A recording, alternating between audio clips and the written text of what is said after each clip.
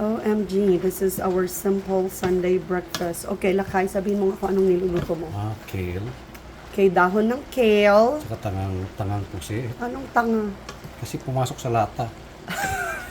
Yun ba yun? Okay, dilatang ano lang yan, dilatang pusi. Where's the can?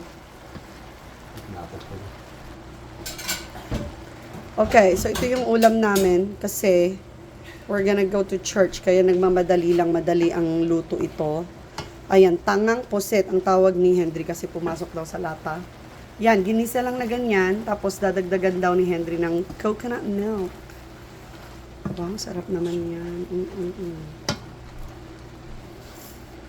Okay, some coconut milk.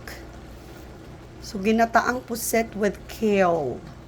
Tingnan na natin. First time namin to na gumawa ng ganito. So, ganyan. Para-paraan lang sa ulam kapag nagmamadali. Para-paraan. Yes, para-paraan. Ayan. Masyadong masabaw. Yan, naging masabaw na siya. Okay lang naman. Dapat pala kanina, nilagay mo na kasi nag-wilt na yung dahon. Hello, Lakay. Masaya ka ba? Hindi. Bakit hindi ka masaya? Kasi naisahan mo ako. Ano na naman? Ay, pati yan? Hindi mo na lahat. Sayang. Oh, wow. Sige, lagay na lahat. Spinach. Tsaka, ano yan?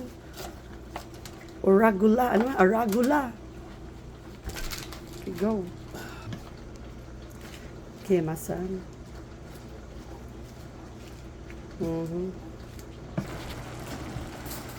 So, ayan. Luto na ang ginisang puset.